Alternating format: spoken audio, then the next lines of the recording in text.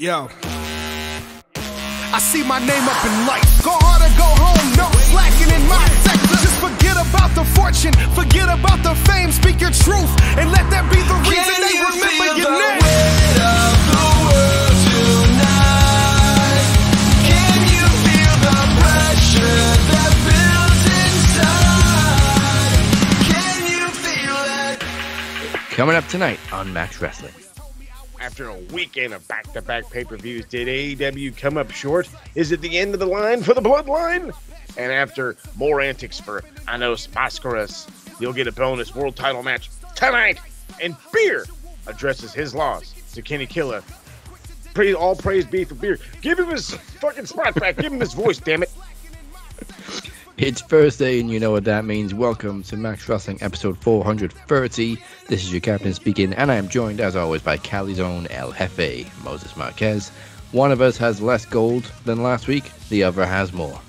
Hey, it's all good. We're not rubbing it in each other's faces. We're just showing it off in the background as we do. That's the one thing I kind of really want back in that TV title. It looks like a lot of fun, but in all reality, in all seriousness, I am the voice for Beer right now, goddammit. My man he is devastated, and I know where he's been. Ugh, he had a whole petition and everything. This shit. He literally has a petition on change.org. I love this kid. But that was a stipulation. You lose the match, you don't get to challenge Kinny again. We'll hear from Beer later on in this show. And we'll get into our opening bell in just a moment. But speaking of bells, make sure you click that subscribe button on youtube.com/MaxWrestling. Follow us on SoundCloud, Spotify, wherever you may be listening. And don't forget to visit MaxWrestlingNet.weebly.com for all your Max Wrestling needs. Hit that button. Do it. And the opening bell this week is what in the fuck went wrong with Double or Nothing. And if one of these days when I get this fucking episode to goddamn export off my fucking computer, I swear to God, we'll get some kind of answers, but for me, in a short version, it had a lot of hits and misses, and then on top of the misses being so bad, let's go with that. The crowd sucked. That Vegas crowd was like it sounded like they were watching Rampage. Like they did not give a shit, you know. I wasn't the biggest fan of the I damn near called it the Sabu Jericho match because that's what it felt like. He comes out and they're having a match before there's even a match. He's a special enforcer, but he's in one guy's corner. How the fuck does that make sense? And they're doing this fucking chair wielding, and it's like he's an enforcer in a suit. I'm like, you know what? I'm not gonna even ask questions. Whatever. It ends up being a brawl, and then because they're in Vegas, they wanted to do an MMA-like stoppage, but and I've mentioned this on the episode, you've conditioned us for blood. So the idea of you just hammer-fisting somebody for a ref stoppage in a non-sanctioned match, by the way, which is already the irks of my fucking existence, he seems fine. If he gigged, maybe we could been like, you know what, I guess it made a little more sense. Why didn't Aubrey should just count at 10? You know what I mean? That's your only job is to count the 10. It's not to stop it, it's to end it. So that was a big miss for me. I went back and I rewatched the tag title match. I have to get it out of my chest because I will be dead ass with you. I was not in the greatest of moods at the start of the pay-per-view. And then when I saw not only Jeff fucking Jarrett, and I'm already upset that he's in a fucking title picture of any sort, but fucking Karen Jarrett, and I said it last week, and every time I see them together, I will get TNA vibes. I don't give a shit. I'm sorry if that makes everybody mad. Oh, well. It's too much TNA for me. And okay, I was immediately... Force vibes. We got worse on that. That's worse. But it just, I couldn't get behind it. It felt sloppy at points. It killed me. I honestly thought, I didn't hate the way the Jade thing ended. I just didn't really think you needed to bury Taya by hitting the fucking move on her. You couldn't have won with a roll up. You know what I mean? Like, oh shit, I kicked out of her move. Now I'm barely hanging on. Let me get a fucking roll up, and they're gonna get in there and get destroyed by Kris Statlander in 30 seconds anyway. I'm just, I just felt like that was a little bit of a burial. I don't know. And then maybe I wasn't the biggest fan of the band Plan. I think we kept talking about like the band was awful. They sounded so bad. Like the only guy that was any good was like the drummer, and that was just because his fucking part was as basic as holy shit. That fucking singer was horrendous. I sing better in the shower. You know what I'm saying? But I mean, for all the shit I'm talking, there was plenty positives. Orange Cassidy beat the world like we were hoping, and it pissed people off. But it also got people to think, well, maybe he's a lot better than than we were thinking. He's got something set up with Swerve. Maybe this is the time. I don't know. I still think you got to bring some international guy in to beat him. You really need to. You need to have the international title won by somebody who's internationally going around. Even if it's small stints. I don't know. I'm also on the OC train where I'm like, don't get anything off of him. He's the man. I mean, MJF's MJF. I can't, like, it felt kind of spot festy, but I enjoyed it. You know what I mean? I still enjoyed it. Hell, I thought fucking Christian Cage and Wardlow was way better than anybody expected it was going to be. I actually really enjoyed it, minus the part where the ladder gave up. The fucking swanton. You barely. I mean, granted, I know it's the safest thing to do, and I appreciate you being safe, Wardlow. But you barely clip a man in a ladder bridge and destroy the other ladder, and I'm just kind of like, huh, all right. But I mean, it was okay. But yeah, I think that ladder breaking was really, really bad, though. Yeah, what? Okay, well here, look, I've been rambling my ass off, talking all the shit I can for the past like 3 days about this. What am I viewing this negatively? Am I in the negative mindset that bad? I apparently not, because you seem to have the same same, what am I gonna say? Vibes? Feelings about Double or Feelings Nothing as a general consensus, whereas I'm just like, it was okay. I've seen far worse, and I've seen a hell of a lot better. Right. But nothing really stood out to me as getting as much hate as I've seen.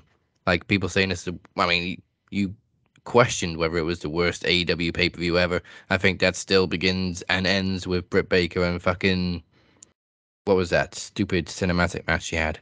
Oh my god, I think that was her. Was that her and Thunder? No, not her and Thunder Rosa. Not Rosa. No. Is that bad? I can't even remember it. Couldn't Oh, it was be Swole. Statlander. Swole. Oh god. That explains that everything. pay-per-view was a dog shit, and it kicked off with the worst cinematic match I've ever seen. Yeah. Yeah, it was pretty low bar. It was pretty low bar. Shit, we didn't even talk about that match in all reality. I think we kept talking about like pay-per-views during the pandemic in all reality. Yeah. But that was one, I think. Actually, you might be right. But as far as this year's Double or Nothing goes, I've kept replaying Jade's entrance. I thought that was a superstar entrance. Superstar. I don't even know the singer. I don't even know the song, but it was a great entrance, and she should keep it forever. Oh, it's a fucking huge song out here in the States. It just hell. Apparently, it's a big TikTok song too. It's a huge TikTok song, and it's so over to the point where like even like kids, like boys, will fucking jam to it, even though it's songs talking about like how pretty girls walk like this. Like there's like I said, I've been replaying it. It's awesome. Like in all reality, it's awesome. It's like there are kids in Little League right now, boys in Little League that are like 14 that are out there they have a whole fucking strut to this thing. It's a confidence booster. It's a confidence booster, and that entrance was fantastic. I think that's Megan Thee Stallion. I think I might be wrong though. I don't know. But you'd swear that song was written for Jade. The way she carried it. Seriously, it was great. Nothing really to write home about. as far as the match with Taya goes, obviously we were expecting Taya to dethrone her. We were right about one thing: Jade was losing the title, and possibly moving on. But we weren't expecting an open challenge and it to be somebody else who took the title from her, other than Taya. But a nice surprise to see Kris come back, and she's earned her flowers. She finally got a title, and you could see how much it meant to her. Hell yeah, day one. She's day one, man. She's OG, triple OG. She's been there from the start. She is literally went from like somebody that we kind of liked to somebody we loved to somebody who was undeniable to, all right, give her the belt. What the fuck, she got hurt. And then now it was like, all right.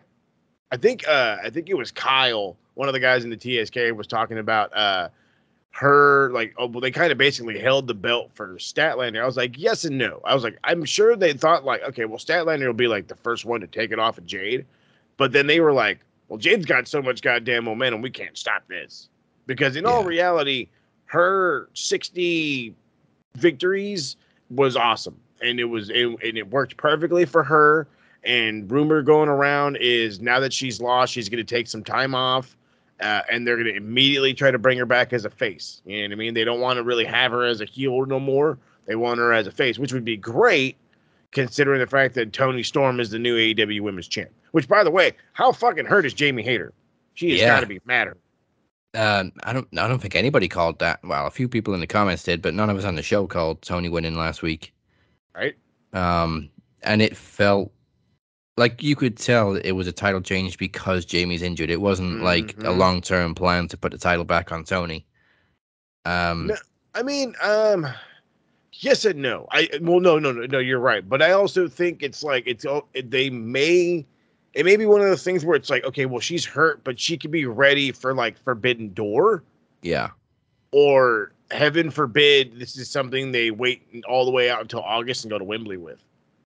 Yeah. I mean, I could see Jamie coming back soon, but like watching Toni win the match, I wasn't thinking, okay, they've been planning this for weeks or months. Oh, fuck.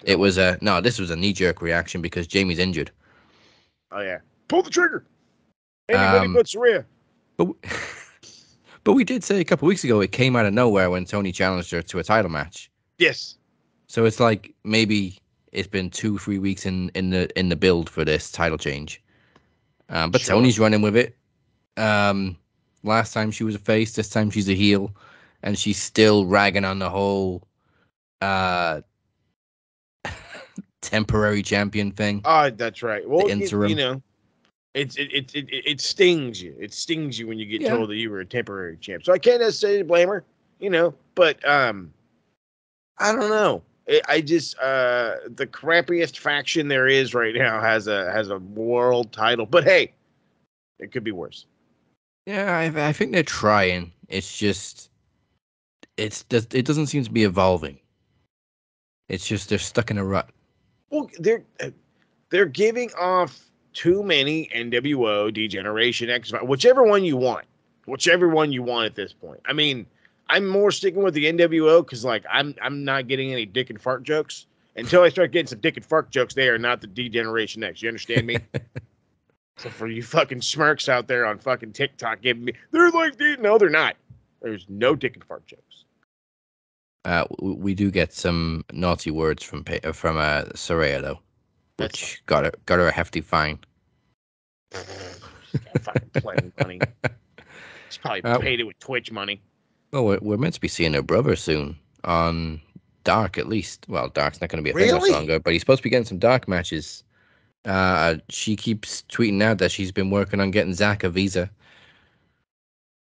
Oh, good for him. Yeah. I mean, anybody who watched that goddamn movie, you're kind of already pulling for him. Yeah. The poor bastard. They picked your sister. Yeah, but I mean, not just that. I mean, he's a trainer too, and the part of the film that was very true is he trained a blind kid to wrestle. That's bad fucking ass. That's fucking badass. I don't give a shit what you fucking say. I mean, that's bad fucking ass. So hopefully we'll be seeing a little bit of Zach soon. Zach Zodiac. Just don't join the Outcasts. We don't need that. No. What the? Main events. Anarchy in the Arena. Nobody called. Well, we may have called it like a couple of weeks ago at Takeshita heel turn, but I don't think any of us called it happening in that match and costing the Elite the match. I figured it'd be Don doing something stupid, maybe just distracting, and it's like, oh, goddamn Don costed him. But it was like, no, to see fucking Takeshita, it blew my mind. And for all of us smarks out there, we're like, where's Coda? Where's Coda? Everybody call Coda. Call him right now. Tell him to get his ass to the States. And I think he already dropped like a truth bomb where he was like, I don't give a shit about Takeshita. And I'm like, oh, fuck. So, wow. But then again, Don did name drop a bunch of guys last night, from Muto to Okada. And of course, Forbidden Door's coming up. There is a shit ton of cats. So, and then that's the one thing too. So everybody has to remember, Kota Ibushi is not, to my knowledge, I don't think he's under contract with New Japan anymore. I think he's a free agent. Yeah. So he's one of those guys where it's like, if he's going to be at Forbidden Door, he's got to be signed to AEW, or he's they paid him hefty enough to show up, which I'm sure they could do. Well, maybe Hangman dropped a very subtle hint when he was being interviewed last night, and who's the interviewer? Marquez? Yep, Alex Marquez said, I heard Kenny's not here this week. He got on a plane, he went to Canada, and Hangman's like, yeah, he's not here this week, but he's not in Canada. Nope. So maybe he's in Japan. He is. That's the fun story right now. So that's the thing, and that's the other fun thing too. We're trying to figure out how many guys are going to Japan for this G1. And right now, I would not be surprised if the one best bout machine, Kenny by God Omega, hangs out and does the G1. I have heard rumors of Claudio going out and wrestling in the G1. I want to see Wheeler. I would love to see Wheeler, but Wheeler's too small. Wheeler, unfortunately, would fit for the best of the Super Juniors, which had already passed, which he should have fucking been a part of. But it is what it is. And then Mox. Looks like Mox wants to go back. And so he'll be in the G1. And so I'm like, give me a fourth, but I can't put my finger on who. And that's the problem. It's got to be a somewhat of a bigger guy because of the goddamn weight limit. So it's like, my only other guess, and I'm saying this because I've wanted him to go to Japan to work on his style in Japan, and I think he would be over as a son of a bitch in Japan. Miro. Yeah. I think he would work flawlessly. When's G1 kick off? I want to say in like 3 weeks. 3-4 weeks. I want to say it's only in June. Miro seems to be a big part of Collision, so yeah, that's going to be a tough one. It's all good. We can hope and dream. But there was also a couple of goofy spots in Anarchy in the Arena. Of course, the one everybody's talking about, the exploding super kick. Oh, come on! My favorite was the pile drive. Was the truck spot? No, god damn it! Don't. No, I'm talking to that all pile the drive looked nasty. It looked nasty, but I'm talking to all the young wrestling fans out there with dads that had pickup trucks. And yes, I'm talking to all of you. You know goddamn well, every time you got in that thing, you would run to the corner and pretend to hit the ropes. Don't act like you didn't. I swear to God, if you go back and you watch it and you see Matt get ready for this pile driver, he hits the fucking ropes in the corner. And I'm laughing my ass off. And Rob's like, it's not that funny. I'm laughing my ass off. This is the greatest thing ever. Takes this gnarly pile driver in the back of this fucking poor rental truck. Comes back with an explosive shoe. Fucking hell. And then they beat the crap. And then, like, that's the thing that I love the most. It was like they weren't so mad at him anymore for fucking, like, using it. They were mad at his foot. You son of a bitch, you blew up on me. And so they beat the crap out of his foot. Put him in thumbtacks and shit. It was just, I love that. The tacks in the mouth spots gets me every time. Heebie-jeebs. I thought you were going to say, kids, don't do a pile driver in the back of a truck. It's dangerous. Yeah, don't do that. That too. Don't do that. But go ahead and hit the ropes in the truck. Just remember, you can fall out. Yeah, and don't put explosives on the bottom of your shoes. That's dangerous too. Especially if you're going to kick somebody in the face. I'm just kidding. I was like, put it on the back of your bike, get bottle rockets, and it'd be like boosters. But I don't do it because it might go boom at the end. Didn't they try something like that in like Stadium Stampede? Yes. Somebody had a bike and the thing went. I forgot who had the bike though. I don't want to say it was Sammy. I think it was like Jericho. I think Sammy was involved in the spot. I think so. That sounds about right. Because he was all because of Stadium Stampede, and I could see him running around right now in the goddamn football gear. Oh god, okay, gotta go back and watch that. These matches they're fun. Don't get me wrong. Bloody is all holy fuck, but. And speaking of Sammy, congratulations to Sammy and Ty, of course, with the cue Hey. card announcement. Like it, very original. I kind of called it like they came out with the cue cards, and I thought, okay, he's doing his cue card gimmick. Mm-hmm. And the first one said it's time for the big match, and I just thought that, wait a minute, I think they're announcing something, and then it was like, but first, okay, yeah, I got it. Yes, sir. Congratulations. Also, Love you could kind of see Ty looked not nervous, but anxious. If you have been around, and I hate saying it like this, if you've been around pregnant women before, you know they love to hide their bellies. And I'm like, there's no way in God's green earth that Ty is hiding anything. So when I seen her in this like cover, I'm like, oh yeah, she's pregnant. And it was congrats to them. I love it. Seriously, good for them. I mean, fuck, hell, Alexa Bliss is pregnant now too. Yeah, there's something in the waters. Seriously. What's going on? Everybody fucking went off like, okay, so they went to Vegas. Bam, there's a kid. Did WWE go to Vegas? I'm just kidding. But no, I mean, it's awesome. It's tis the season, I guess. Yeah.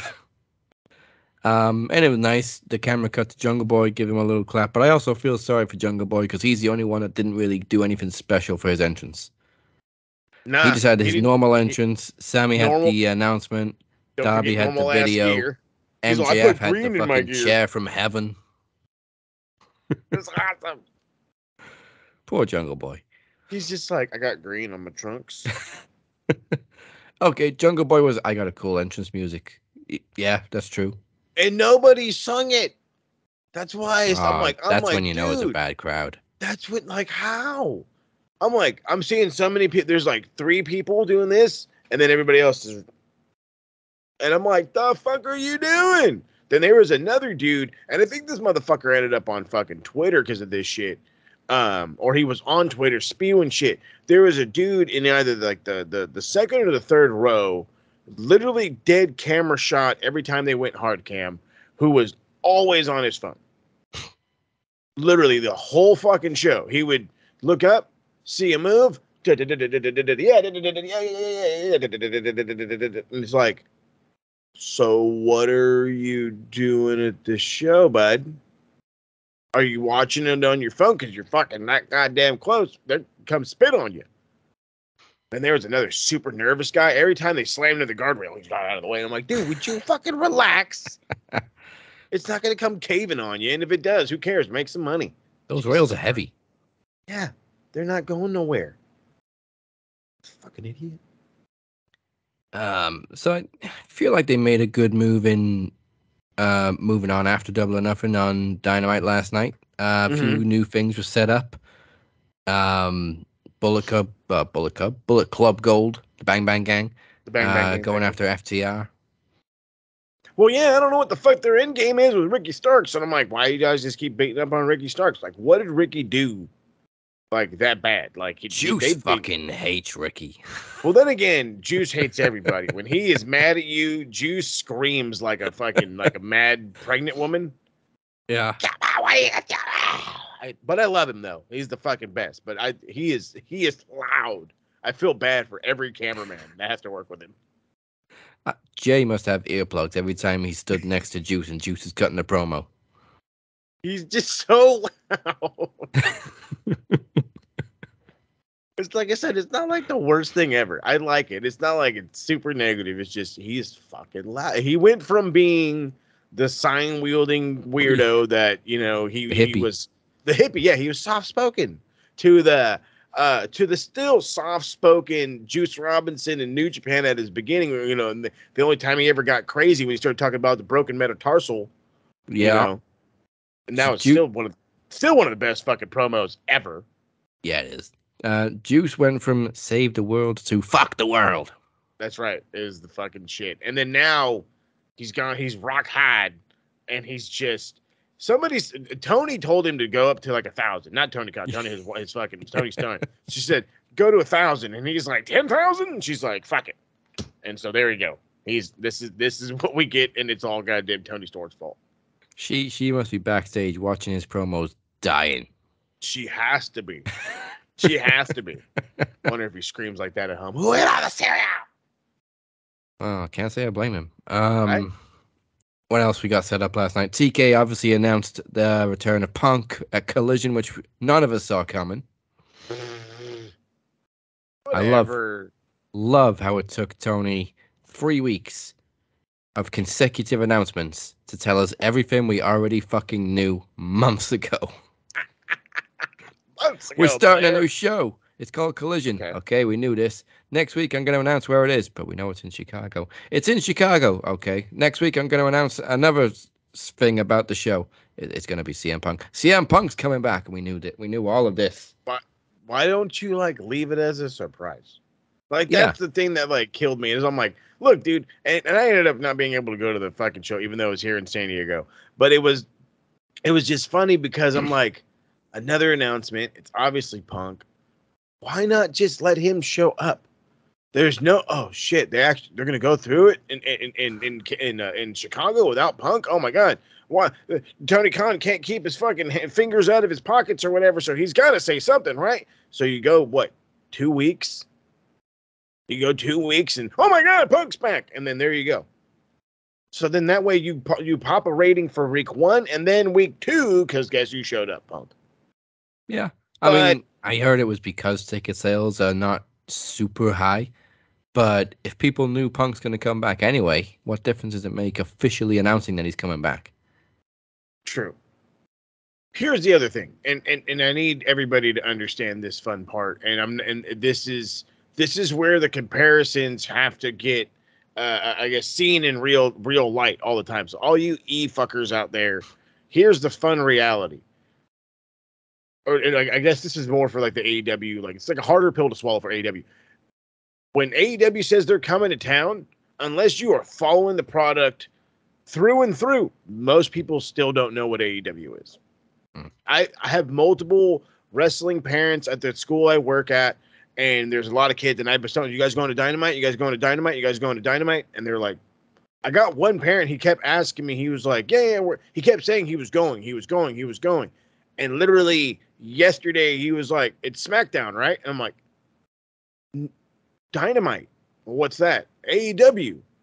Oh, the one on TNT? Yeah. Oh, I don't watch that one. And it's like, you have to understand that regardless of what arena you're going to be in this certain city, most places are still considered a WWE town because they've been around since the 80s. Okay. Yeah. There's the lineage. They've been here. They've run through your town. Your parents have seen it. Your brother, you're seeing it. Your sister, your cousins, everybody's seen it. Oh, well, they all went to that show once and, because it was WWE show. So now it's like a what? So when you take that into context and the reality of AEW, because they're only 3 years in, are not an immediate name draw because they don't have like WWE films and all this other bullshit. You know what I mean? There's not so much behind it yet. They're not super huge. So if you're not a diehard wrestling fan, you're not buying tickets. So you can't just say, we're coming to your town with no fucking card and expect fucking tickets to just fly off the shelves because wrestling fans, right? No. You got to give them something. Chicago, I get. Chicago, I understand. Say Punk's coming, whatever. He'll sell out in a half a minute. The problem with fucking all your shit in Canada, what are you pitching them? What are you pitching them? You're pitching them, we're going to be there. Oh, okay. On a Saturday night. Okay. The fuck? You know what I mean? It's like, so what do we get? I get to give up my Saturday night for what? I'm going into this bitch blind. You can't tell me nothing. You can't tell me I'm going to get an Owen Hart, memorial tournament or something. You can't tell me some of these cats from the fucking Forbidden Door are going to hang out in Canada and wrestle on, for me. Like, what can you tell me that makes me want to buy a ticket other than AEW is coming to town? You need more right now. Yeah, you know what? Maybe this is the difference with why AEW is so successful in the UK or more well known in the UK, because I think the UK is very WWE, but there's also a lot of anti WWE, and it's Well, not probably only because WWE only tour here twice a year, after Mania, before Survivor Series, and other than that, all we get is TV, which is all we get from AEW. So it's pretty much a fair I, comparison. I was just gonna say, I was like, I don't think you guys are exposed to the liveness of the show Exactly. as much. And then on top of that, in all reality, let's keep it funky. And I've noticed, and I've said this week and week and week, and if I can continue to quote Ted Lasso until the fucking end of time, I will do so. That show has shown me UK fans, European fans, in period, are a different breed. They don't mind the fickleness is I don't like it, but it doesn't mean I'm not gonna watch it. I don't like Yeah. that. I like this sport, so I'm gonna watch it. But I don't like that. Okay, but I'm still gonna watch it. So you're gonna bitch about that, but you're still gonna watch it? Yeah. Okay. And that's it. And that's it. There's no negativity towards it. There's not like out here, like where like myself, for instance, where I've gotten way less on the east side, which I've slowly gotten back because it's been getting better. Mm. And I was mainly AEW. It's like, oh, wrestling's on. And it doesn't matter what promotion it is. Hell, Yeah. what's the small indie promotion you guys go to see the couple of times that you've went? Oh, basics? Yeah. That's very, very indie. You see what We I get mean? like It's 200 like people a night. but there you go. It's about the love of the sport. And it's not so I'm fickle because it's this, or I'm fickle. I'm not going because it's this company. I'm not going because it's that company. You're like, it's a fucking wrestling show. Yeah, and it's literally half hour down the road. There you go. And of course, like you said, you can't just sell tickets without a card, but they did for Wembley because it's different over here. It's, hey, how often does AEW come here? Never. Let's go. And then it's Wembley. Yeah, it's going to be a huge show. You announce a tour of shows in Canada without a match card, and it's like, but we get wrestling in Canada anyway. What's special about it? Give us Really something. good wrestling too. Yeah. Like, come on, keep it funky with you. It's not like it's bad out there. It's not like they're rocking fucking shitty indies. Pretty much all we know about Collision is it's all the guys that are not featured on TV every week. So Punk, Miro, Thunder Rosa, and then you got the champions. Andrade. Thunder Rosa. All the guys that apparently had issues. Yep, all the ones that had TK. beef. Fucking hell. But, I mean, watching last night's announcement, you still can't tell me Punk isn't over because half the crowd was that. There was actually some shocked faces in that crowd. They cut to a few people with Punk shirts, and there was like one who cheered all hell, and there was a woman next to him just like, like, yeah, dumb faced. There was a mom in the front row booing the shit out of him, and I'm like, I like her. She's cool with me.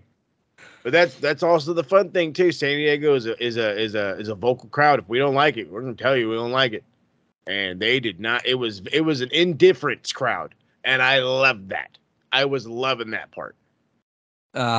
We've talked about him trying to redeem himself and trying to be a better person while he's been away. Sure. Hopefully, when he does come out on Collision, he addresses like the issues he's had and just says, you know what, time to move on. I did some dumb shit. I'm a better person now. AJ sent me to therapy. Let's do this. All right, take responsibility for your actions. Yeah. And then out comes fucking Ace Steel in a muzzle. Ah, son of a bitch. I'm a bite him, boss. I'm a bite him. I can see it now. But yeah, there we go. Now we're going to take a trip through the annals of time with This Week in Wrestling History.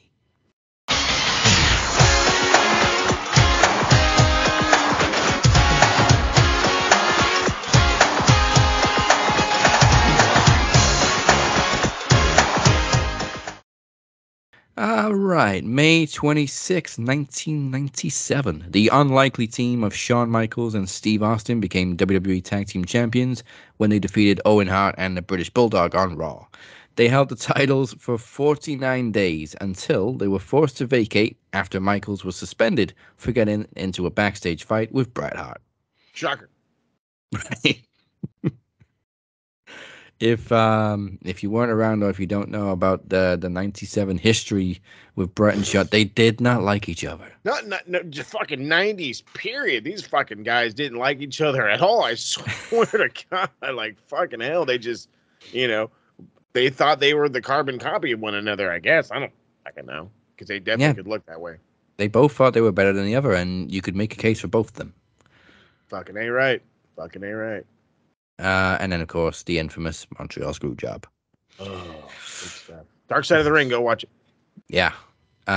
May 26, 2020, AJ Styles won the Intercontinental title for the first time, defeating Daniel Bryan in a tournament final to crown a new champion after the previous champion, Sami Zayn, was stripped of the title, for refusing to compete during the pandemic.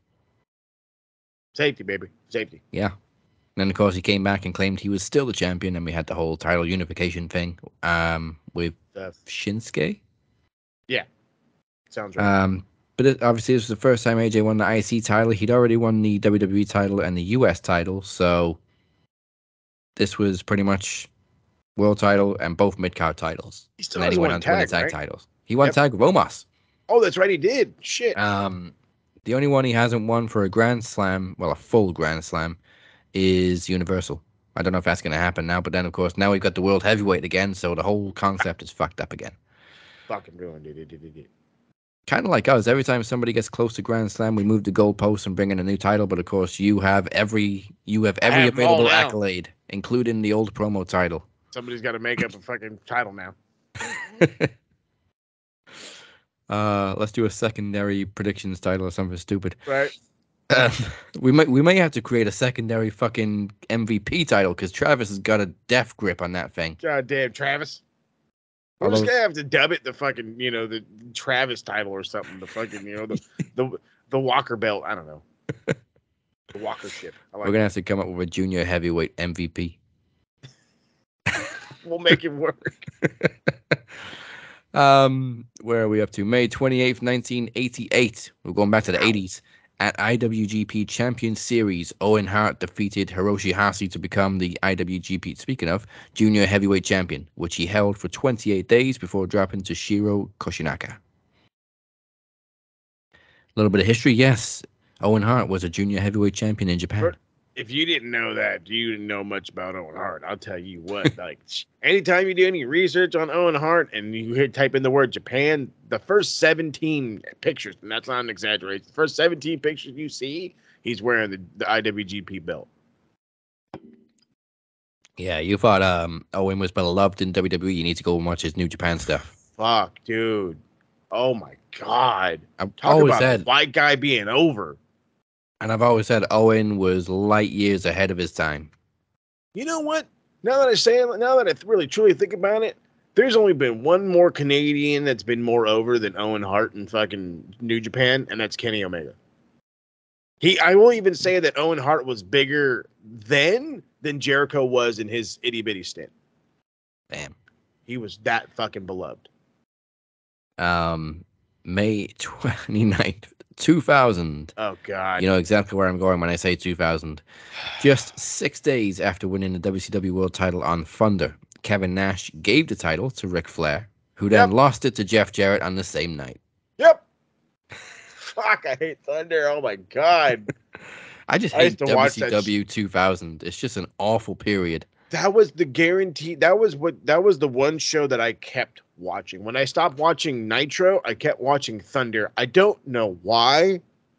Don't ask me. Ask so bad it's good. Sure. Ask the fucking 11-year-old me. What the fuck are you doing? It's wrestling. Literally my answer. It's kind of how we look back on Power Rangers now. I mean, it is still beloved, but you look back on Power Rangers now and the acting is awful. The effects are awful. They pose and the fucking background explodes. It made no sense. Well, in all reality, it's classic.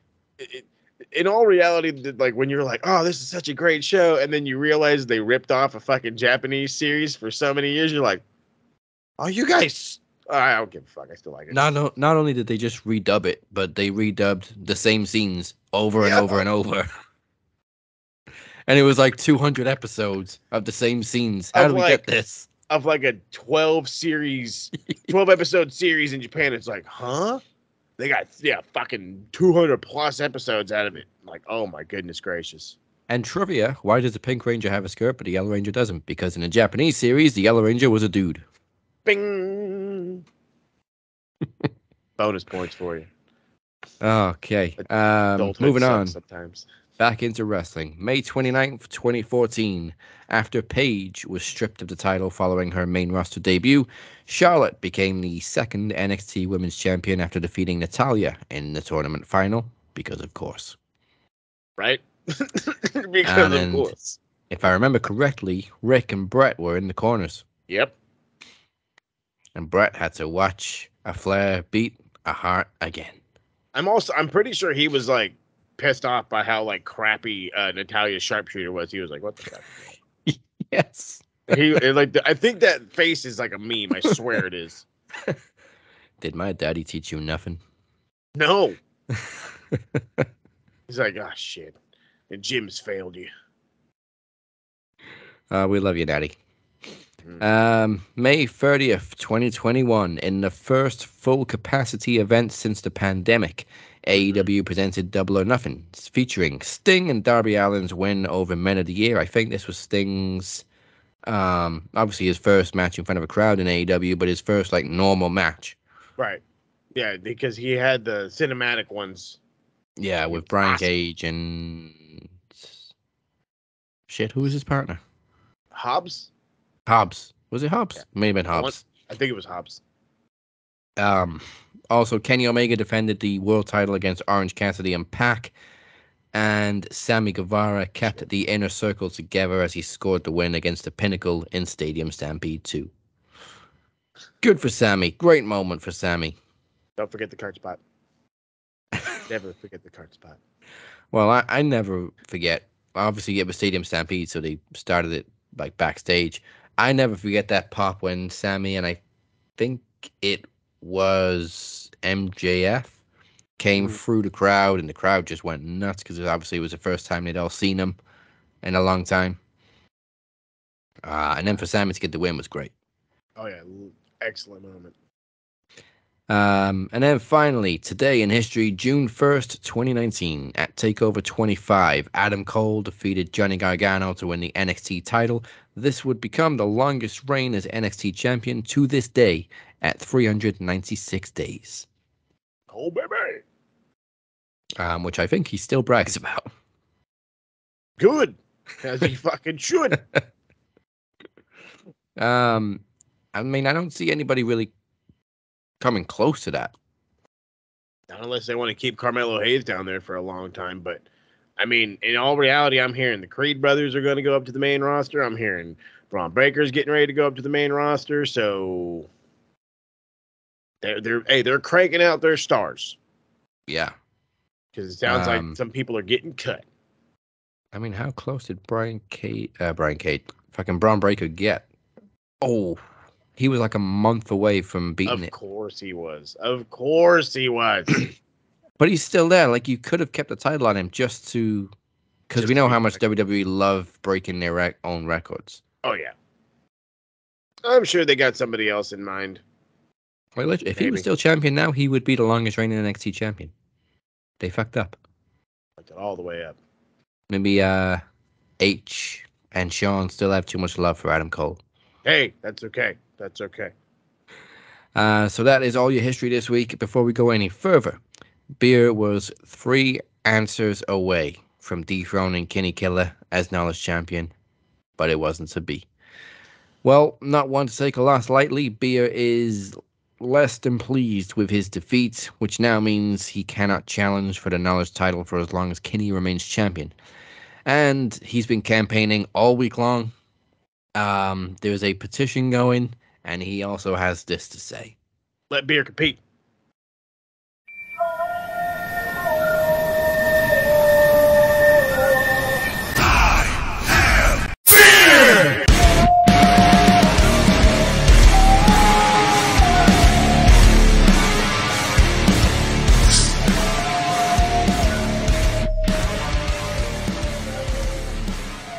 Good evening.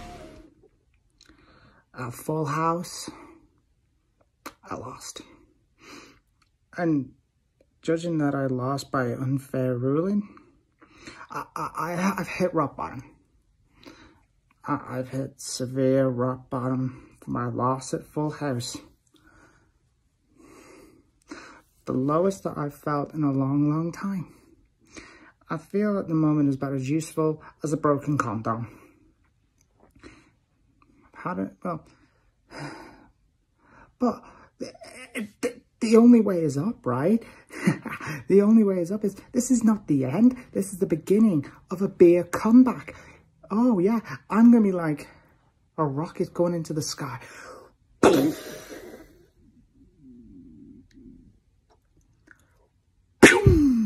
And when that bangs, that means I've risen from the ashes. and also with this unfair rule, while Kinny's champion, I can have no more title matches. Okay, you want to play it that way? Fine.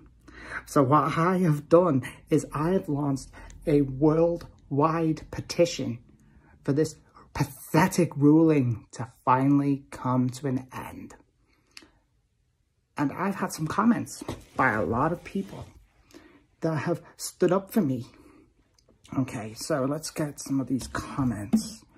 Okay, so Mike Purple Undercracker says, Beer, that is so unfair. You should be the champion. Thank you, Mike Purple Undercracker. Next, we have Aiden from Wigan says, Beer, that ruling should be lifted immediately. That is completely, utterly unfair. You deserve at least another shot. Thank you, Aiden. We've also got Mohammed from Pakistan. Big up, Mohammed. He says, Beer, that is a disgrace. Why would they do that to you? I will immediately sign this petition. Thank you, Mohammed. And I've also had a few little haters online.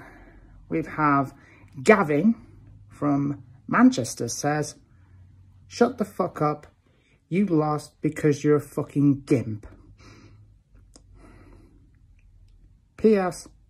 Those glasses you're wearing make you look an absolute retard. Gavin, let me tell you that these are big time.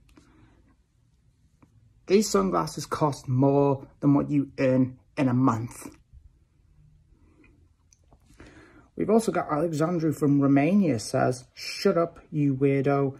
Give someone else a chance. Like you, give Dana Brooke a chance, because you're definitely one that's way to give Dana Brooke a chance. So this petition it's looking good. And I will become the champion, and I know that you are going to lift this ruling, Dazzy. Kinny, as I said, all respect in the world to you, you beat me. But you were given the easiest questions. I had dumb questions.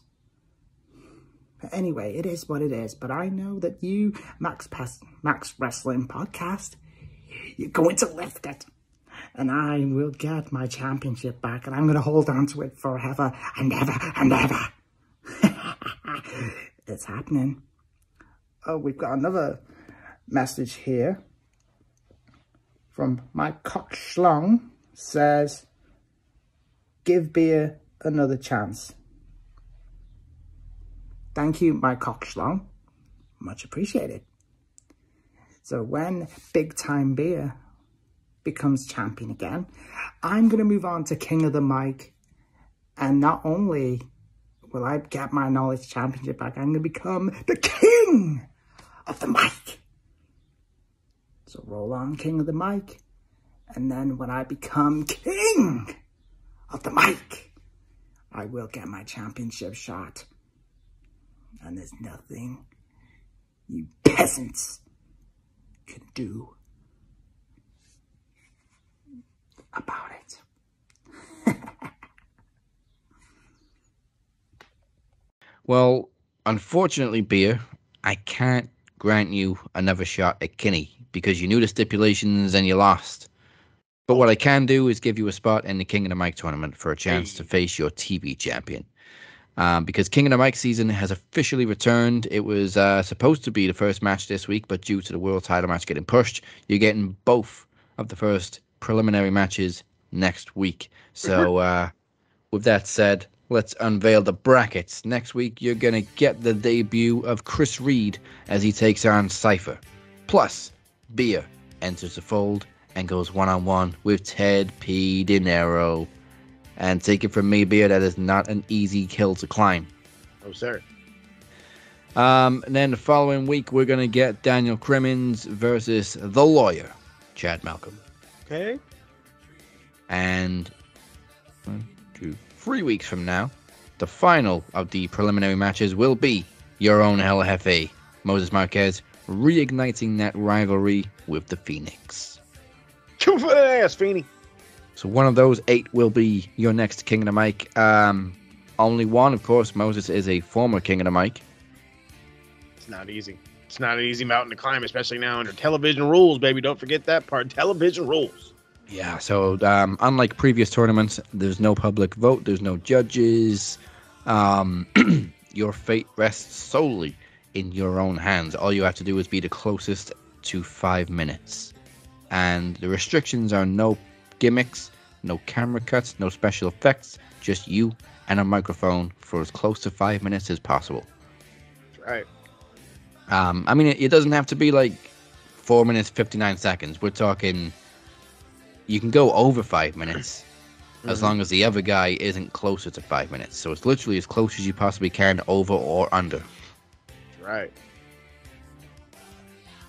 And of course, remember, keep the punches, clean.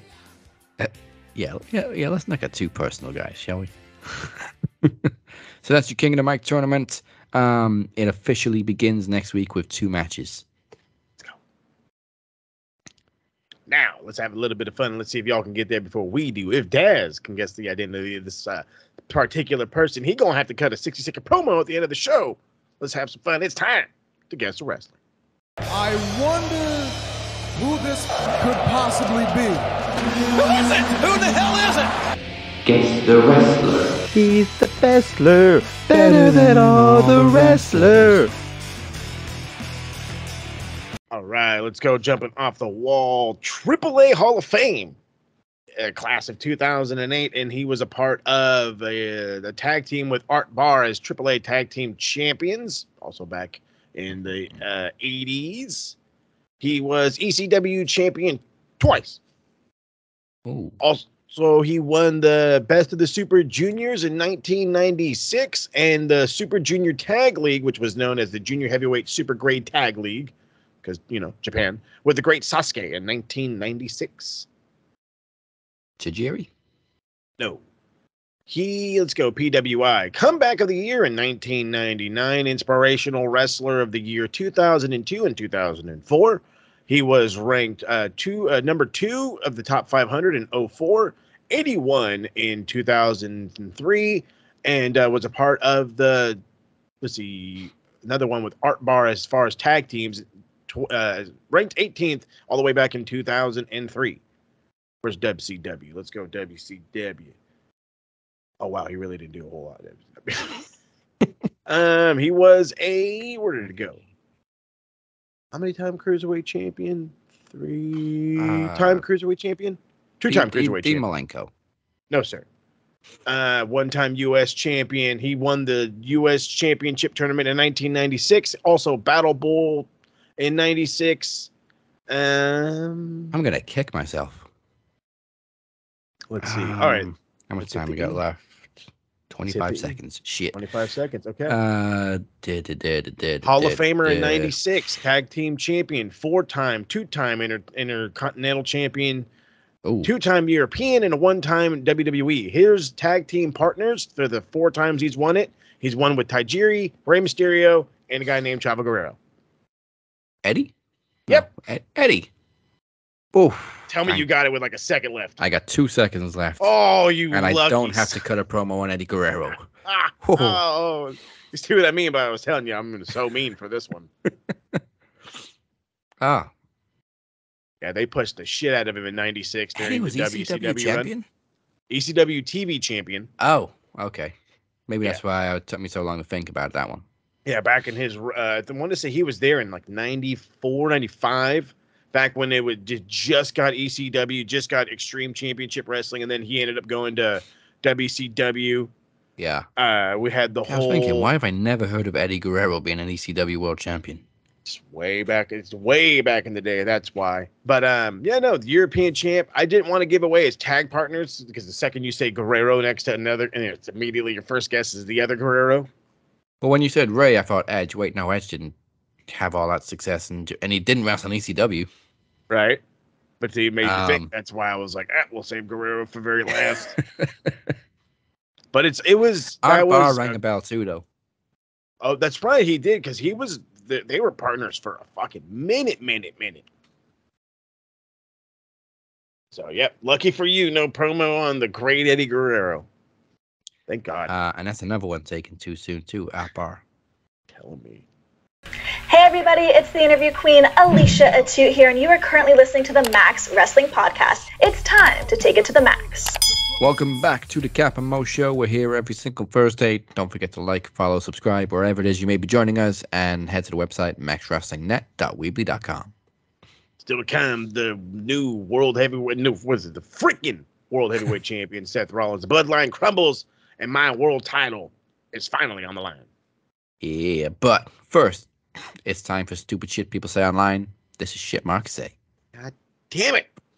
OMG. Eggplant emoji. WTF. Santa Claus emoji. Thought he was dead. LOL. Peach emoji. Shit Marks say. Names have been changed to protect their stupidity. We got how much stupidity we got from TikTok this week? It's honestly one of these things where it's like we're back to being divided. There's so much AEW hate going on that I didn't have to do any of it myself. That like as much as I was able to check in on it, every other comment was the Battlegrounds was better. The Battlegrounds was better. The Battlegrounds was better. And I'm like, is anybody going to give an argument on what? No, but Battlegrounds was better. And I'm like literally going into the comments like, but what's your argument? Well, it was better. In what way? Because I said so. I'm a funny guy. Funny how? Oh yeah, get funny how? Like I'm a clown. I'm mute. Like come on, motherfucker. There was one dude who left a comment on just like a small video clip of somebody watching the Anarchy in the Arena match, and they were like, "Well, why do they have to bleed so much?" Because they're beating the living shit out of each other. It's literally a hardcore match with 8 guys. What do you expect? Mm-hmm. And then, of course, because we haven't seen or heard of him in such a long time, my man White Chocolate has made a slowly shocking return. Because of course, how dare Matt Jackson pull this Carney shit with his fucking exploding foot? And I'm like, I swear to God, I think it was them that did it before. I'm pretty sure it was the Elite that did it once before, but it's like, who cares? Who cares? Like, again, you don't have to watch. You can hate the Elite. You can hate them all you want, whatever. You can start watching again because Punk's back. I don't give a shit. But if they want to be vaudevilly, they're going to be vaudevilly. And I'll accept it and enjoy it. You bastards. Oh, man. Okay, this is that Both bad. of these are bad. First one, I'm not even going to change the name. It's a repeat offender, Jobber Nation. Always up there. Always up there, yeah. Jobber Nation says, I still believe Nyla Rose shouldn't be allowed in the women's division. It's unfair and dangerous for the women to have to wrestle a biological man weekly. And then doubles back with, anybody calling me a transphobe is just using the word but has no idea what it means. And then follows through with, I have no issue with Nyla Rose and how he chooses to live his life. Somebody seems to not know what the word transphobe means. For real. But claims to know what it means. And then he just shouldn't be in the women's division. Rather see him against guys like OC and Hobbs. Your literal first line in this tweet was, anybody calling me a transphobe is just using the word and has no idea what it means. And then you use like 5 examples that you don't know what it fucking means. Because you're acting like a fucking transphobe. Look, dude, I don't want to say I understand. I get it though. You know what I mean? I could see, excuse me, I could see your side of the coin, if you will. Physically, there is a difference. Yes. There's no denying that. I was a tad skeptical at first. It's well, she's a guy, you know. Or there was always that joke. Well, that's a guy, you know. Yeah. It's like, okay, well, whatever. It's been fucking years, bud. It's been years.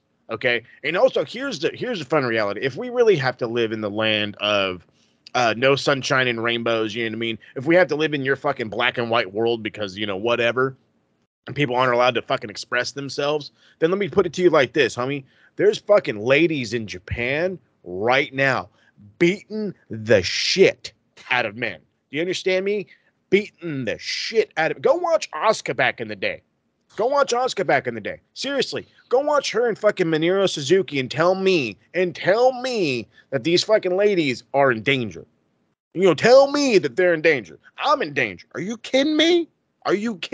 You ever piss off a fucking woman? Never in your life, because look at you on Twitter looking like a jackass. You never pissed off a woman in your whole life, boy. I tell you what, maybe your mama. You should be scared. They're little and they're full of rage. You understand me? Full of rage. And are you gonna hit them back? I ain't gonna hit them back. I'm not gonna fuck with them. And so Nyla Rose, yes, I understand. She's in trans, and that was her decision, and she is a women's champion because of it. Let her compete in the women's division. She is safe. She has never hurt anybody. So I don't understand where this biologically... We ain't playing basketball. You know what I mean? We're not doing bench presses. So what the fuck, homie? You can probably make a debate for like genuine competitive sports like the Olympics and shit, which there has been plenty of debate about. But this is wrestling. It's predetermined. Not only that, they're working Nyla doesn't have an advantage because of her biological whatever. If she's scripted to lose, she's scripted to lose. It's that simple. And they have to work together to get there. So what the fuck? If anything, you're probably in safe hands with somebody stronger. But look at like biological women that have been stronger over the years. We've had no issues with China, with Jordan Grace right now. Dude, thank you. Nobody's bitching about her wrestling, dudes. No, she's like fucking 90% muscle. Oh, is that why? Is because she's jacked the holy fucking... See, they're double standards then. So if we're not transphobing, we're double standard in life. What are we doing, player? What are we doing? How's the bottom of the trash can smell? Fucking hell. Get in the bin. And man, the next one just went all out. I mean, I know you're not Punk's biggest fan anymore, but geez Louise. So this comes from WWE fan, bunch of fucking numbers. Oh yeah, love those guys. With a fist as a profile picture. Of course.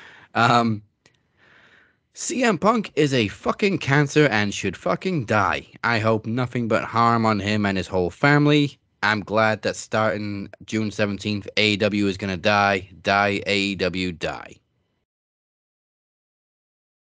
First of all, what's Punk's family done?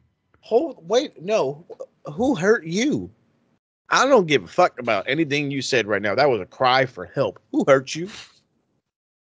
Was it your camp counselor? Was it the Boy Scouts? Did they touch you in the no parts? Was it Pastor Dave? Did he take you somewhere special? Not buy you ice cream? What the hell happened, youngster? Because what the fuck are you talking about? What did that?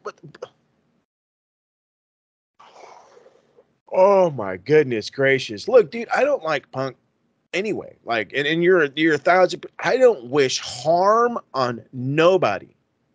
On nobody. Here, I'm one of these, but see, then again, I'm a different breed of cat. Here's the kind of cat I am.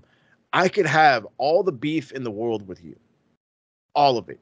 I could hate your guts. I could hate you more than fucking Nick Patrick and Jeff Jarrett made a baby. Which already looks ugly as shit. But anyway, I could hate you more than that. But let this be known. Behind my closed doors, I'm wishing well for you.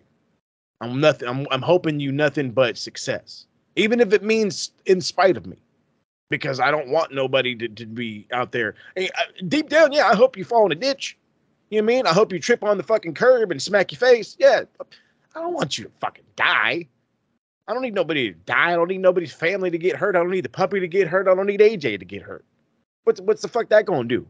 Because you made a dumb move and you made Mike and the company that I love look stupid?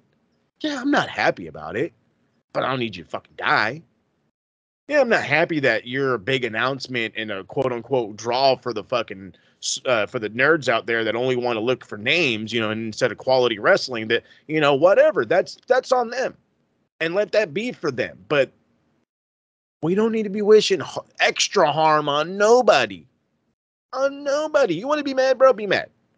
But that hole right there is a cry for help. Go seek some of it. Talk it out, because I don't understand why he's so angry about Punk coming back when he clearly doesn't like it, wants AEW to die also.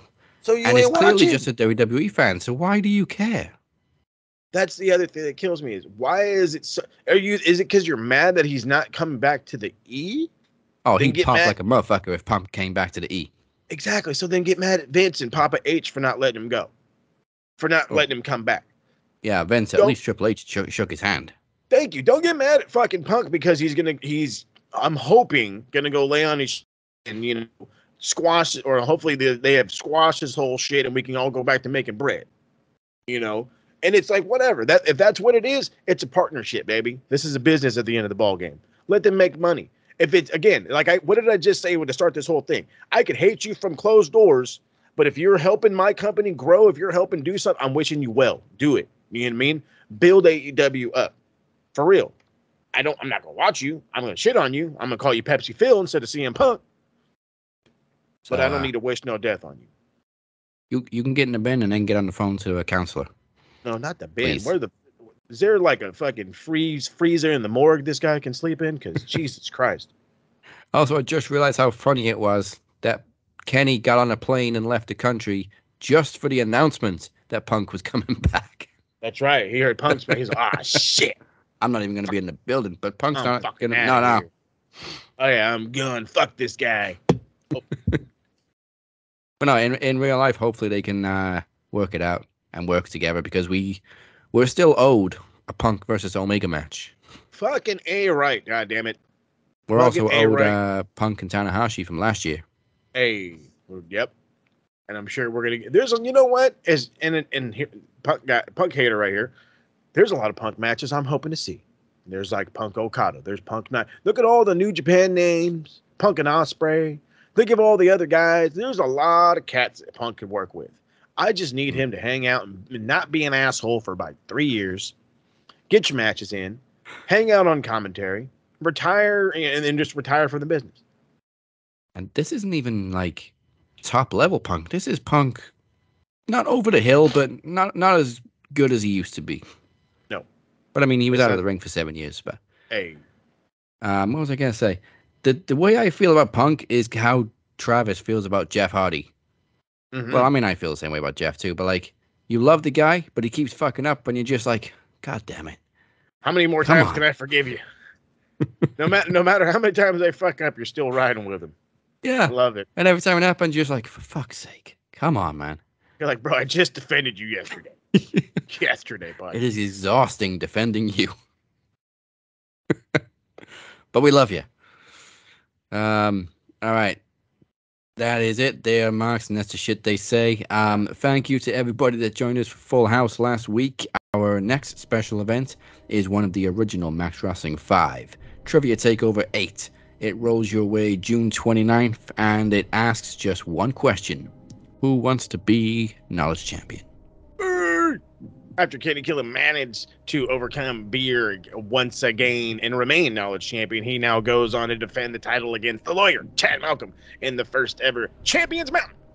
15 questions, 4 possible answers to each one. Can Chad dethrone the untouchable Kenny Killa? Yeah, and you do not get bonus points for guessing which game show we ripped off for this one. Bullshit. This question and more will be answered, including who will be the fucking group MVP? Travis survived once again and is now just 3 months away from a 2-year reign as group MVP. Jesus. Now, I don't know how, because, guys, literally all you have to do to become group MVP is post and comment more than anybody else in the group. And Daniel Crimmins came incredibly close last week. I think he was like something like 13 posts away. So it is possible. It's very possible. So can anybody stop the Walker? Beer, start posting shit in the message group and post it on the Max Wrestling Facebook group, please. Do it. You might be the next group MVP. Then you can stop bitching about not being a champion. I love this. All this and more to come in the preceding weeks. Go to maxwrestling.weebly.com/takeover8 for more information. All right. And moving on in other news. I mean, we pretty much covered AEW already. So Night of Champions Fallout. Night of Champions was a great fucking show. Shockingly good. It pains me to say that because for years we have boycotted Saudi Arabia shows. Oh, yeah. But I had to watch this one, and what a show. To be completely blunt, I got up early Saturday because it was for me it was I get to watch the Yankees, and because I live in San Diego, I have all the Padre fans around me. I get to rub it in their face when they get to lose a series against the Yankees. So obviously I'm watching that, and it dawned on me that, oh my God, this pay-per-view is on. So thanks to my lovely gigantic screen in front of me, I split screened it. I paid no attention to the Yankee game because I was captivated with this show, and I'm dumbfounded about it because it was like, wow. I didn't think, first off, I didn't think it was going to be as good as it was. I knew AJ and Seth was going to be good. Come on, fucking Seth and AJ, you know what I mean? The tag match I enjoyed, even though it was Roman. I enjoyed it. I loved the turn. I didn't think it was going to be Jimmy. I thought it was going to be Jay, but still, it's super good. Gunther's unmotherfucking deniable. I don't give him all the gold, and you wallet while you're at it, because fucking hell, I love this guy. I love this guy. Like, whoever, I don't give a shit what champion he faces. If it's Roman, if it's Seth, he beats him. I don't give a shit. If this fucking cat loses to anybody, you fucking ruined him. Do you understand me? You've ruined him. Yeah. The Usos' turn didn't quite go as any of us expected, really. No.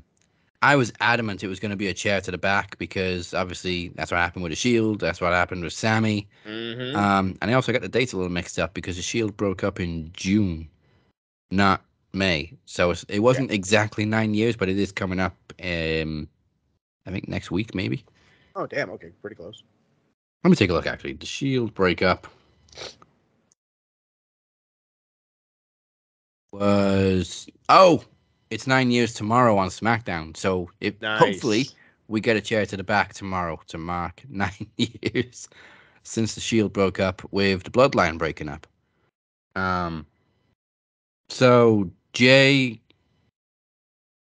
I don't think Jay obviously didn't stop Jimmy, but he wanted to. Not because he didn't want to turn on Roman, but because he knew of the repercussions of what Jimmy did. Mm-hmm. And when the camera showed Roman after the betrayal, he was just a broken man. Well, yeah, that's true. He was he didn't know what to do. It was again, it was a swerve for everybody. Yeah. For everybody, especially he was like, yeah, what are you doing, man? What are you doing? Jimmy had this like smirk, and I'm loving this, by the way. This is it, and I kept saying it was one of those things where it was getting stale. It was getting stale. Guess what? They shut me up. That's all you got to do. You shut us up, and we'll go okay. And we sit down and we watch. I think it was dragging because they were keeping Roman and the Usos apart for a few weeks. Yeah. And then when they finally got face to face again, the heat turned up again. Mm-hmm. Like, it's the same when Brock was part-time. You can't tell a story with only half the people involved there. But every match, I think, slapped. Gunther slapped the shit out of Ali, as expected. Trish and Becky was good. Trish was great. Hadn't I missed a didn't. I step. did not see the fucking assistance. By the way, I would not have seen No, that. none of us called that. So I was hurt. I was pretty concerned about Becky after taking that shot from Zoe. I thought she broke her fucking nose again. Okay, cool. I was really about to be like Cora Jade. Okay, it was Zoe Stark. That's what I thought. I was like, fuck you. What was goddamn Brock's name? See, again, what happens when you're not watching the product as much? Yeah, that's the thing. I haven't watched much NXT. I mean, I saw Zoe Stark before I stopped watching it. But I haven't seen much of her lately. But from what I can see, not many people really like that move. I don't. It is a little sloppy. Well, it's just, come on. Everybody gave, and then look at what Mercedes Moné when she did that one move, all fucking God. like shit. Everybody gave her fucking crap for a week. Get over it. Get over it. And obviously Trisha's sticking around, which we kind of knew was happening when she was heavily involved in the draft. And it looks like she's going to be taking a little step out of the ring a little bit and just basically working with Zoe Stark, which is a good move. Hell yeah, that's super smart. I mean, if you're going to be on TV, you don't need to be wrestling. If you want to be a manager, come on, you're a huge name still. Yeah. And not only does Zoe have Trish in her corner, she's working with Becky Lynch. Mm-hmm. So you're getting all the shine. Yeah, you better learn a lot from this feud, I'm telling you. That's right, yeah. Fucking take out your notepad and perk up those ears. We didn't really see the way Asuka was going to win the Raw Women's title. Very original. Spitting the mist on your own hand and then rubbing it in the eyes. Very creative. That was... See, that was the one and only one. I saw that she won. I didn't catch that whole... I started hitting fast forward, but that's that innovative shit right there that makes me wish that Asuka had won it sooner. But good pop for her. Where do you go now? You know what I mean? Does Bianca go away? Is Asuka the women's terror reign forever now? Is she the new was it power the hunter of terror or whatever? Hunthor, if you will. Well, we did say it would be the right call to take the title off Bianca. As much as we love Bianca, people were starting to turn on her because she was winning all the time. She shouldn't have beaten Asuka at WrestleMania. I'm sorry. Mm-hmm. So they made the right call before it got too late, and hopefully, now that Asuka's champion, Bianca can continue to be a role model and inspiration for everybody. Right. And not be hated or booed every week. No, I mean, we get it. You were getting the Cena treatment. We get it. Cool her off. She can absolutely be the Cena, the woman Cena for fucking sure. But just cool it down. Don't overdo it yet. Give it time. There's going to be a point where it's going to be like, there's Super Bianca. And it's just, you're going to get used to it. But right now isn't it. It's not. She's super fucking hot and she's not going to cool down. But if you keep this up, she will get that much more stale. Like I said, we saw the fucking drop off go big. Yeah. So cool it down, then fire her back up. So dropping the title may have just saved her. Yeah, maybe. Maybe. I mean, wasn't really expecting a squash match from the SmackDown women's title. Rhea just killed Natalya. And then just... Are you kidding me? I don't think she even broke a sweat. She walked in, busted up Natalya, walked out. Second I saw Natalya on the card, I was like, 3 minutes. Tops. But I mean, even though Rhea's unstoppable right now, you expect a little bit more from a veteran like Natalya. They have never portrayed her to be that fucking good. She's a one-time women's champ, and it was like a fucking bullshit win. And I think they were honestly just trying to capitalize on the momentum of Total Divas. Yeah. But I mean, I don't know how real that video she posted was, but it's true. I mean, she is a workhorse. She's a complete veteran in the locker room. Mm-hmm. And she's never really had her props in WWE. I don't know why. I mean, she's got the look. She's got the moves. She's not the greatest of talkers. Oh, no. But then again, neither was her uncle. And how many time champion was he? Right. Come on now. There's a few matches. She's had so many matches with Charlotte, and there's a few that she should have won. Mm-hmm. Yes, thank you. Why didn't you build that fucking feud? Why didn't you guys... Why isn't that like a lineage feud? You know what I mean? Charlotte won every fucking match. Exactly, but you know what I mean. The Flair dynasty against the Hart dynasty. Why couldn't you build that? Like, come on, that's like, that's easy peasy, man. I wasn't expecting it to begin with the World Heavyweight title, but I did laugh a little bit because I was like, of course, the World Heavyweight title's back, so it's the opening match. But in all seriousness, many have always said if you're not in the main event, you should be the opening match. Absolutely. I think Lesnar is the one that famously said that. Oh, yeah. I mean, he was against Seth at Mania because he wasn't in the main event. He dropped the title to Seth and then got on the fucking plane. Yep. I'm not paid by the hour. Bye. If I ain't going on last, I'm going on first so I can get the fuck out of here. But of course, AJ Seth set the tone for the rest of the night. Great match. I think we kind of knew AJ was never winning. This was all about crowning Seth. And, good for AJ for putting him over. Yeah. I don't know how true it is, but AJ said he doesn't really care about the World Heavyweight title because it's a secondary title, which, as we've said, it is. If they'd introduced it after Roman lost his fucking unified title, then maybe we could see them in a different light. But it's obvious at this point that it's a consolation prize, as we keep calling it. It is the you can't beat Roman title.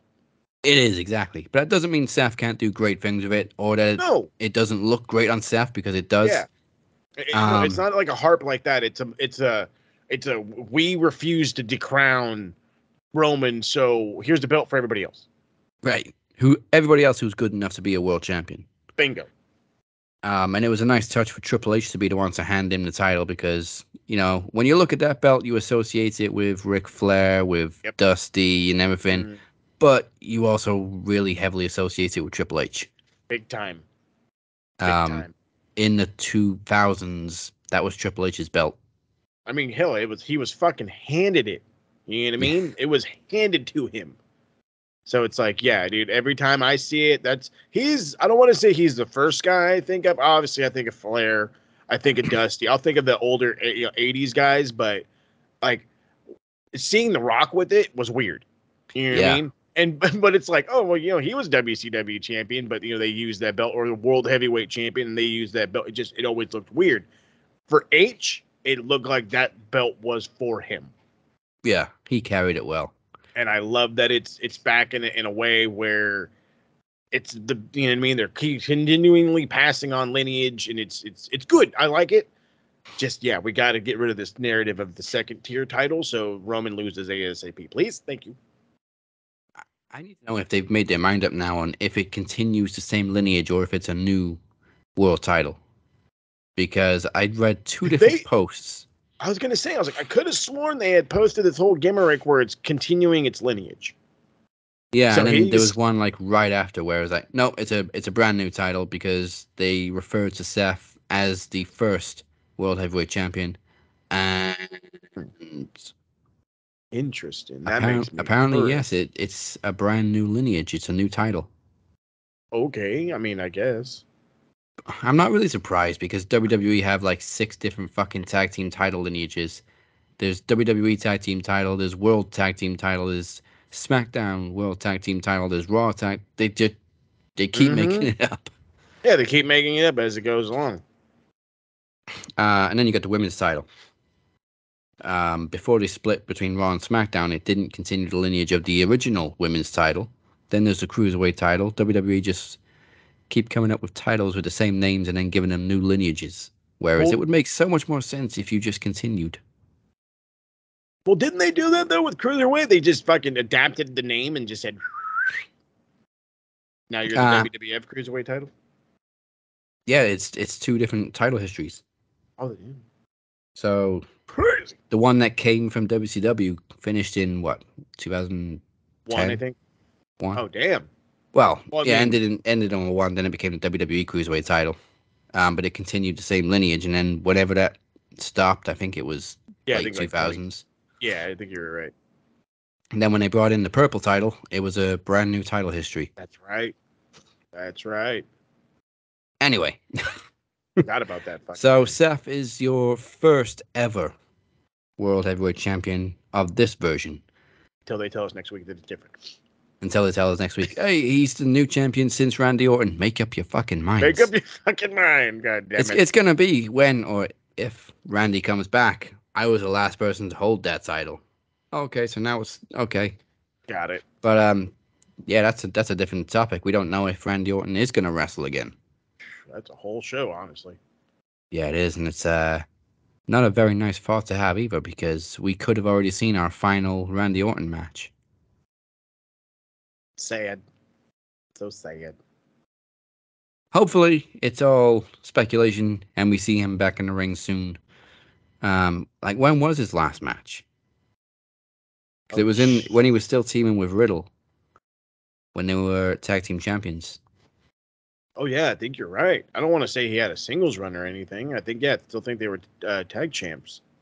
Because everybody suspected that when he comes back, he's going to turn on Riddle.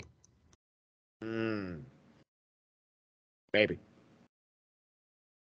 So the last time we saw Randy, have to say it like Matt Riddle. Randy. Was May last year. Huh? May 20th last year on SmackDown, the Usos defeated RK Bro to unify. That's when they unified the tag team titles, and that's the last time we saw Randy. Damn. So yeah, he's done. It's been a year. Yeah, he's done. Legitimate back injury. Well, yeah, dude, he's had back and shoulder problems forever. Oh, boy. So question is, who is next for Seth Rollins as World Heavyweight Champion? There's plenty of people, like we said, that could be in line to be a world champion while they still screw around with Roman. Gunther, hell of a shout. Again, don't give him no shot until you're ready to crown that motherfucker. Yeah. And, I mean, what if he wins the world title while still the IC champion? And then he has to relinquish the IC title. I have been saying this forever. Right. This is how you had those unbeatable super megastars in the late 80s, early 90s. How did fucking the Ultimate Warrior win the WWF Championship while still being Intercontinental Champion? How did let's flip it to the other side of the channel. When Goldberg beat Hulk Hogan for the WCW World Heavyweight Championship, was he or was he not still U.S. champion? You made him an even bigger megastar. It's something you do. It makes it make sense. It makes it feel bigger. You know, that's why I really loved the Lucha Underground approach, where it's like you won a belt to trade that belt in just for the shot at the bigger belt. You know, it's like, you know, it works. It's like, I would love to see him. Hell, I'd love to see him win them both. Have them at the same fucking time. Say, hey, dude, I'm World Heavyweight Champ and IC Champ. What's up? There you go. Now it's like, okay, well, not only is he facing mid-card guys, he's facing top guys. And then when one guy owns all the gold, then it makes sense. Especially if he's going to wrestle every fucking week and be there. Excuse me. And you know the funny thing from Raw, we mentioned Paul Heyman being on the wrong show last week. Fucking AJ was on Raw. Right. After being drafted to SmackDown. So what happened to the brand split? Exactly. Apparently it was a last-minute Vince McMahon call. Of course it was. But we said this when they announced the draft. It's not going to mean a damn thing because people are still going to show up on the wrong show.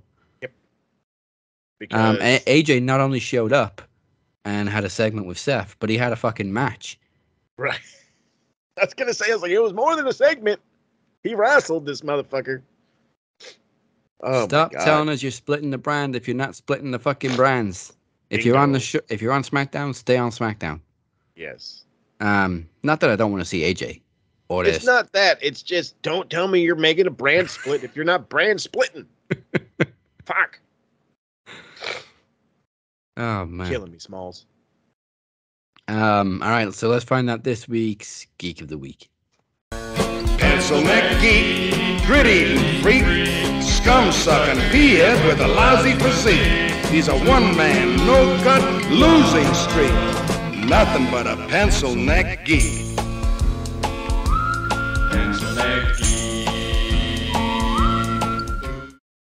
Gig of the week this week, short, sweet, simple. Last week I gave it to the helicopter man named Matt Riddle. This week, look, I don't hate beat writers. And let me get this off my chest because I feel like I'm going to get attacked for attacking. I don't hate beat writers. I listen to a plethora of Ryan Satin, Bully Ray, obviously well documented on this show, Dave Meltzer, Brian Alvarez. The thing that kills me though is when some certain beat writers or whatever you want to call them, personalities, have a one-track mind. They refuse to admit good with bad, and they refuse to admit any bad when it's good. You know what I mean?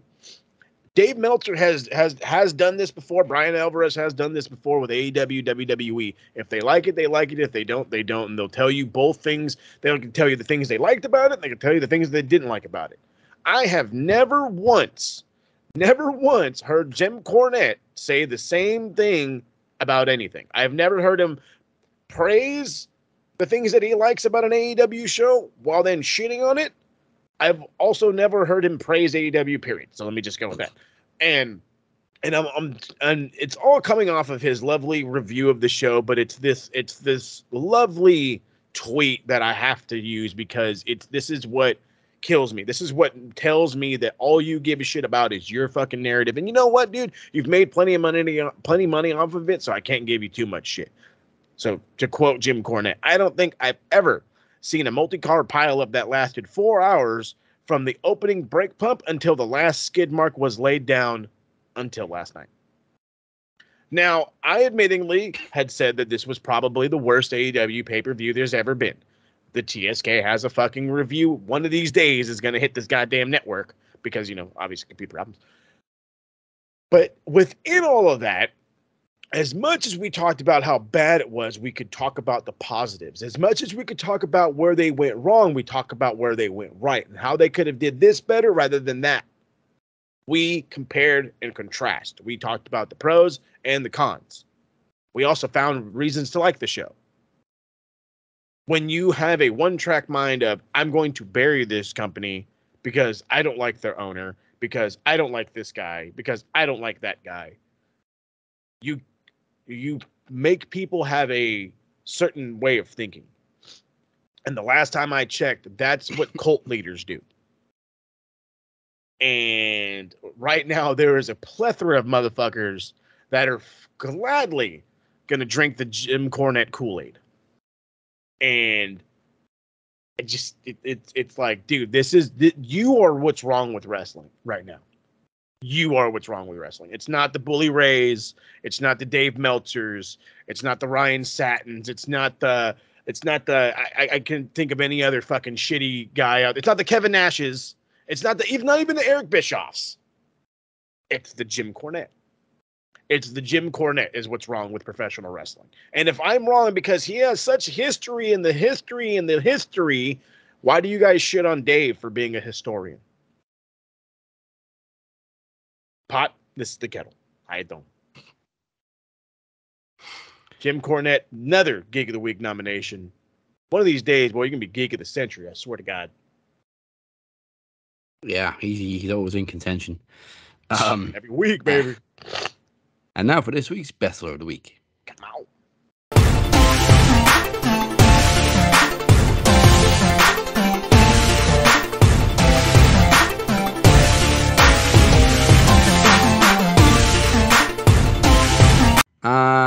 Very obvious reasons for this one this week. First ever in the new lineage, World Heavyweight Champion. Banger match against AJ. How can you not? He looks every bit as good with that title as we thought he would. Fuck yes. And he's spent pretty much a year and a half, maybe 2 years, perfecting this gimmick, earning his stripes again, getting over as fuck. Getting over, yep. And he's just a perfect person to be the new world champion. So best of the week goes to Seth freaking Rollins. Good fucking So no 60-second promo this week. Thankfully, I don't have to cut on Eddie Guerrero. God love you. Maybe you'll get one next week. So thank you for spending your Thursday with us. Before we go anywhere, here's what Moses has for you pencil neck geeks this week on the A to B of Retro Rewind.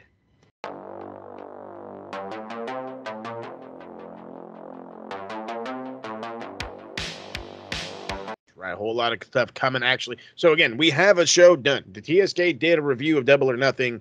I have to figure out what is going on with my editing process or whatever to get it out, but as soon as it drops, it will drop on this lovely network.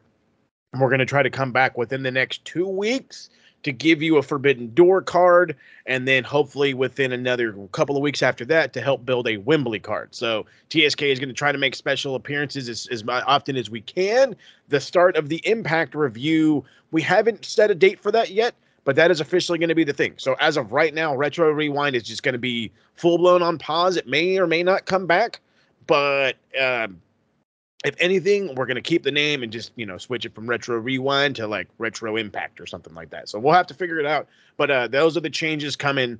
So, of course, the only way to know that and to see how they're coming along is to follow all the fun socials. So you can follow us on the evil Twitter machine at Max Wrestling UK, at the Captain 512, and at SMRPodNet. And make sure you're checking out the beautiful website, maxwrestlingnet.weebly.com. And do not forget to hit that lovely subscribe button and follow on Facebook, Twitter, Instagram, TikTok, and of course here on YouTube. Y'all already know the goal 1K gets us to be able to go live, and that's what we're trying to do for y'all. So get us there. All right, and there's just one thing left for this week. We're going to leave you now with the Max World title match between Moses Marquez and Anon Mascaras. Ooh, Mascaras. Enjoy the final showdown. You've been watching the Cap and Mo. Goodbye. Mwah. And good night. Did you ever interrupt my Ted Lasso again? And don't forget, Kinny the Mic starts next week. Let's go.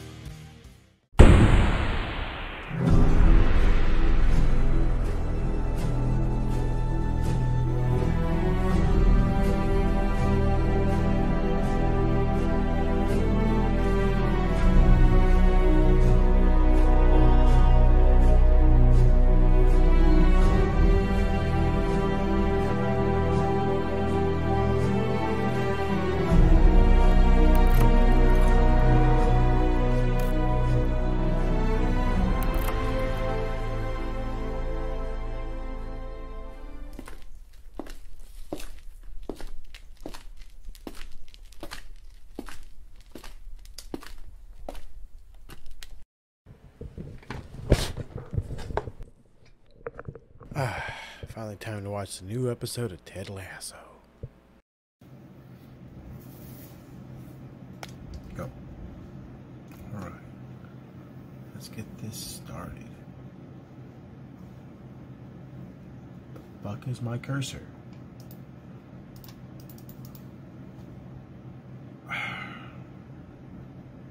Put that other battery.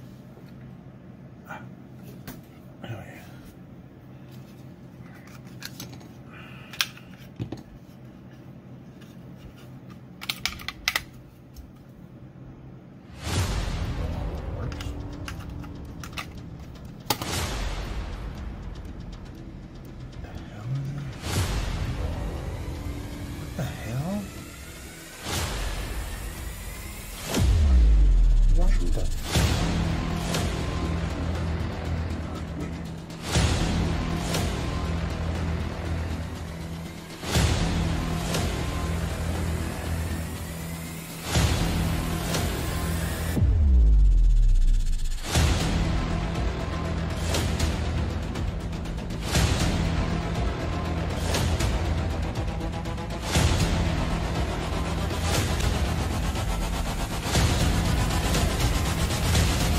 So sorry to interrupt your show, Mr. F.A.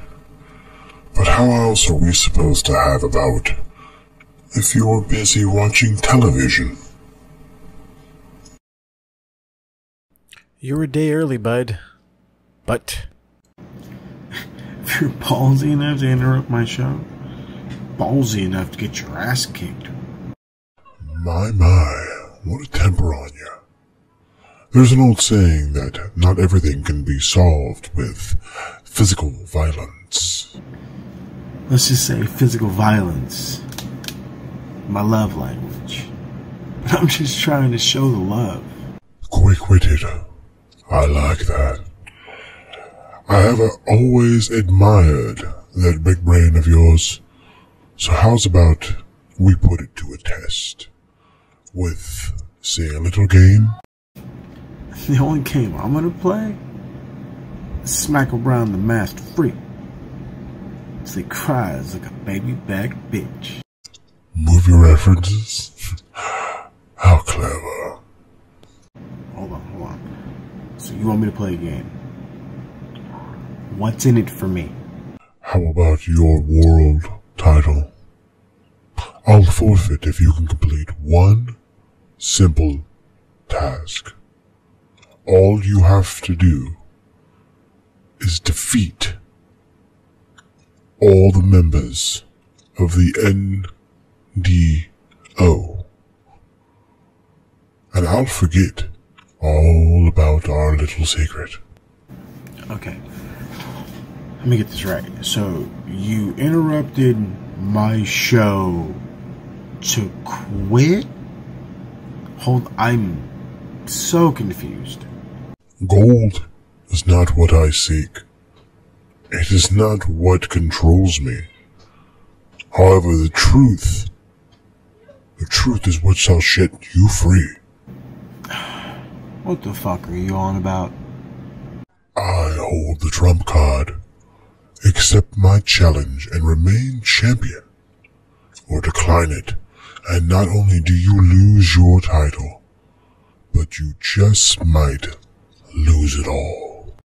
So by accepting this, you go away, and all I have to do is face and beat the MDO? It is indeed that simple, Moses.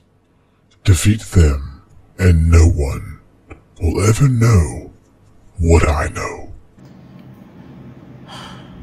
Fuck it. You're on.